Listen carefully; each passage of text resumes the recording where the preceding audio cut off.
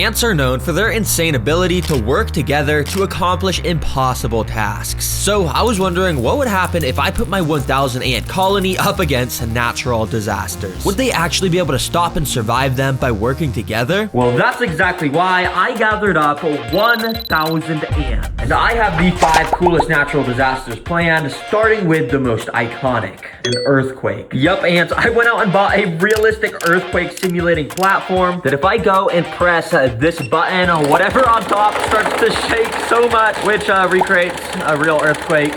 Oh, dang. But what I'll actually be putting on here is this 2D ant nest and filling it up with the 1,000 ants, of course. Basically, these ants will dig out tunnels along the glass like my last ant video, but throughout that process, the earthquake machine will lightly go off to gently collapse the tunnels while the ants are digging. That way, I can show you how ants evolve to survive earthquakes in the wild, and if they pass, they move on to the more and more interesting disasters. Now, as you could probably imagine, the ants wasted no time to get to work. Ants are so tiny, and while a single ant would basically be able to make no progress whatsoever, when you have a 1,000 ants, things are done at an insanely rapid pace as workers started picking up grains of sand along the glass so each tunnel could be formed. It's so cool to see time-lapse footage of these tunnels being made because they literally dug out this entire amount of sand in only like 6 hours. So I'm wondering what's going to happen to these tunnels when I turn on this earthquake machine. Now, I started by turning it on the least powerful setting. Okay, it's shaking super slowly. Now, it's my goal to make sure not a single ant is harmed in this video. I just want to show you how insanely smart they are and how they will overcome all these disasters in the wild. But even this very light shaking was definitely felt amongst the colony. The workers along the top area immediately knew something was off and they started frantically running around, as you can see. And when we take a look down under the nest where all the tunnels are, you can see those ants were acting similarly. Ants know during earthquakes, their tunnels have the chance to collapse, so all of them were being extremely careful. Very interestingly enough, in this room here, many of the ants were gathering up on the walls of the room to add an extra layer of support so it wouldn't collapse. But of course, when an earthquake happens in the wild, a part of the nest is bound to collapse, so it wasn't long until this happened. A bit of the sand here started to fall, completely blocking off this tunnel. I immediately turned off the machine to make sure the ants wouldn't be too stressed out while they had to commence a rescue mission. Because as you can see, while most of the ants were able to squeeze out, like this guy here, at least one ant was partially trapped in this collapsed tunnel. But amazingly, it looked as though one of the ants was already picking up some of the sand from the collapsed portion to clear it out. And yeah, literally so quickly, the ants excavated the entire collapsed tunnel, enough to where it was a perfectly functional area to walk through again. And funnily enough, some of the ants even started to walk in and slowly dig out the area where the sand had just collapsed from to make a new tunnel there. Wow, the ants just completed this natural disaster. They are so smart. But the natural disasters are designed to get more interesting as the video goes on. So next up,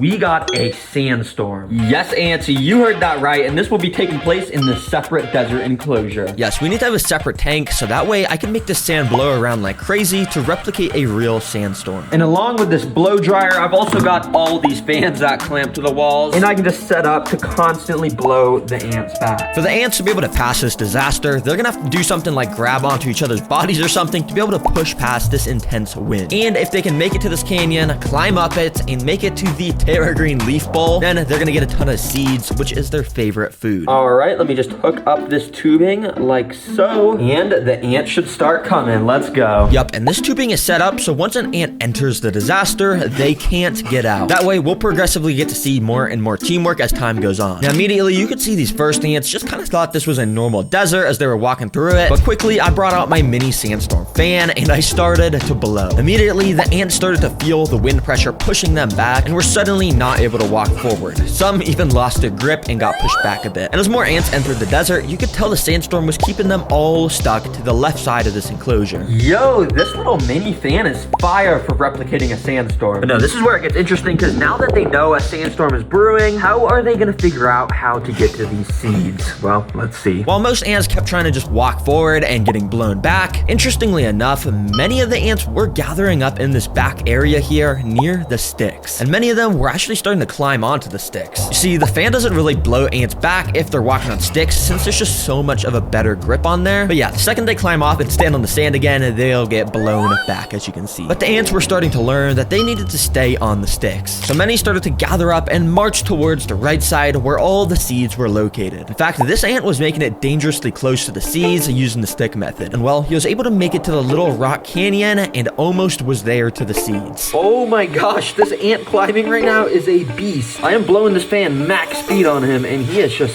stuck to this rock. And as I let my guard down for literally 1 second, this dude made a dash for the seeds, literally running straight towards it, and well, he made it in. And he looked so happy to have gotten those seeds. He was just dancing around in there. Yo, this ant is crazy. I didn't even have time to blow him back when he got up into this area. Since the ants passed a disaster, I gathered them all up and put them back into the nest. And I gave them the food prize, which of course they started to take down into the nest over the next 5 minutes. But ants, I'm not gonna lie, this natural disaster was kind of easy to pass. But if we really want to learn about how ants survive, well, we gotta go to our third natural disaster, a flood. Yup, and as you can see, I've built another custom tank where the flood is going to be getting simulated. I know there's no water yet, but you'll see how quickly that changes. For now, all you gotta know is if the ants make it all the way to this leaf ball, they'll once again get rewarded with tons more seeds. These ants have no idea what's about to hit them. Let's connect this tubing so these guys can start walking in. Quickly, the ants started to make their way in. But before the ants had any time at all to take in their surroundings, I had to activate the flood. So to make the flood happen, I gotta go down here to this little bucket, plug it in, and then out the end of this tube. Oh yeah, water. Oh shoot, water's coming out. Okay, I just gotta carefully, move that over there. Oh, okay.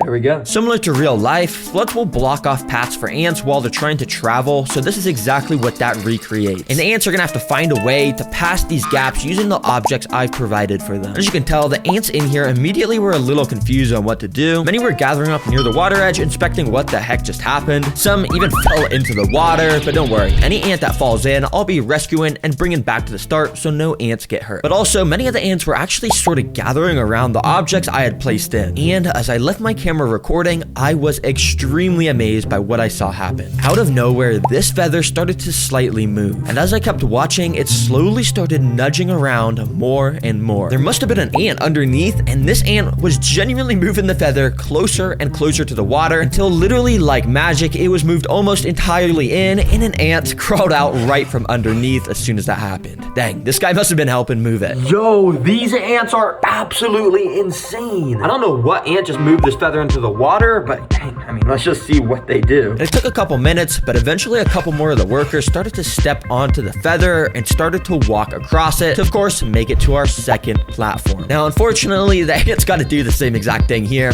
Sorry, guys, I know you already did it once, but to my surprise, the ants literally wasted no time to start gathering around these feathers and directly in the area under them. And while it took a couple hours, eventually my camera caught this same exact thing happening. The feather slowly inched towards the water until, well, it had made a bridge across almost. Let's go, ants. Now, I did help them a little bit by just moving the feather up onto this platform, but for the most part, they actually were moving those. And yep, it didn't take long till our first worker stepped onto the final platform and climbed up into the leaf dish to claim their seeds. All right, well done, little ant, and here is your guys' reward. Well, guys, if you want even better food, you're gonna have to complete this next natural disaster, which is a blizzard. And guys, this is gonna be happening in your nest. Be prepared. Yup, this blizzard will be taking place inside of the ant nest, so we could study how ants handle the cold in the wild. Now, obviously, I can't just go and dump a ton of snow on them. That would totally just freeze them all. Instead, I've actually got some ice cubes, which I'm gonna go and just plop on this and get it stopped up. Which, as you can see, this makes a nice little makeshift snow that on my laser thermometer is approximately -Celsius degrees. I started by sprinkling a super tiny amount of this ice on the ant nest to see how they'd initially react, and interestingly, well, not even a single ant cared at all. Yeah, this ice just melted completely into the sand. Since the ants weren't affected by that, I decided to up the amount of ice I put in, which should give us a reaction to how ants handle the cold in the wild. And this time, the ants were actually a bit more interested in the ice, with some of them even crawling on top of them. But the most fascinating thing I had noticed was how much the ants had started to slow down their movement since the start. Thankfully, all the ants are doing just fine still, but if you look very closely, these ants, for the most part, have slowed down so much. I mean, look at how slowly some of them are moving. Yup, this is one of ants' special abilities. Because in the winter, when it starts to snow and the temperature drops drastically, the ants are basically biologically built to start moving slower. That way, they can conserve as much energy as possible and go hide deeper underground. So yeah, in the wild, they would dig even deeper and all the ants would relocate to under the nest. I don't want to put any ants at risk, so I'm going to very carefully take out all the pieces of ice so this place will warm back up to the proper temperature. And once the tank was warmed back up, I'd say the ants are now ready for their final natural disaster, which this time is a zombie apocalypse. And I'm not gonna lie, this is probably gonna be the most interesting to watch because I've got 3 different types of insects that, in a way, is going to represent a zombie apocalypse. Now, our first insect prey is, well, zombie grasshoppers. Yes, these are grasshoppers that Petco sells that are literally like half decomposing and meant for feeding animals. And I'll be bringing them back to life and moving it in front of the ants to see what they do. And to make the ants swarm this even more, I'm gonna dip some of it in this brown sugar water. And yeah, this is gonna make it super tasty. Without further ado, let's get this in here. Now, immediately after dipping this in the nest, I started to do a really good, accurate job of moving this around to act like it was alive. And I think the ants were falling for it because you can see they quickly started to climb all over it. And if you also look closely, the ants were actually grabbing onto this thing with their insanely strong mandibles, and they were injecting their venomous stingers into it.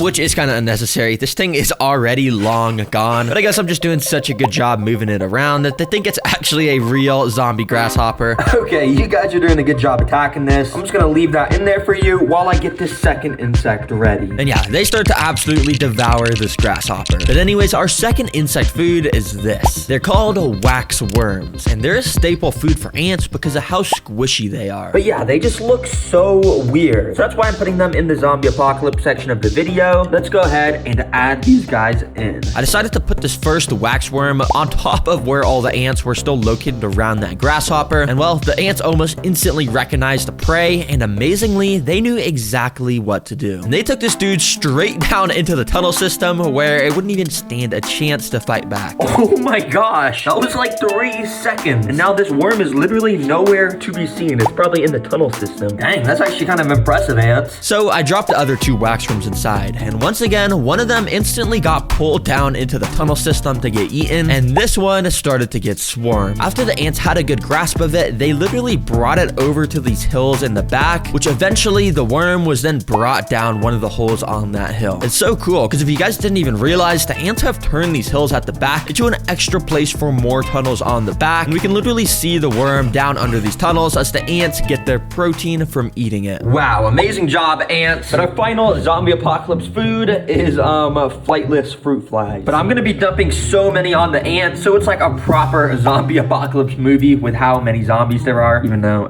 yeah, these aren't zombies. Yeah, these are flightless fruit flies, and if you didn't already know what they are, well, they're flies that can't fly. It's always so funny to me to say this in videos, because seriously, like, how are you a fly that can't fly? Come on, bro. Okay, anyways, I got about 100 of these flies, as you can see. So let's dump this zombie apocalypse on these ants. Oh yeah. Now, as you can probably imagine, dumping this much prey on the ants activates their predator instincts a lot. Because instantly, so many of the ants started to become way more frantic. They started to run around like crazy to try and catch these little flies. Now, I mean, it's pretty obvious the ants aren't going to struggle with eating these flies because they're literally so much smaller. And quickly, I started to notice lots of the ants with these little flies in their mandibles. Yeah, I bet these are tasty. Well, ants, you've literally survived floods, earthquakes, and so much more. So I'm gonna move these guys back to their proper nest where it has all the right stuff. But quickly, I have amazing news for those of you who love the channel. The TerraGreen plushies are back in stock, baby. Yeah, we released these a few months ago, but they literally sold out within the first month. So many of you guys weren't able to get it and were commenting, asking me to restock. So yeah, we did. I don't know how long these supplies will last though, so if you want to get them, I'd recommend getting them soon. Yeah, seriously, thank you guys so much for watching. This was a cool ant video, and yeah, we learned a lot. Bye.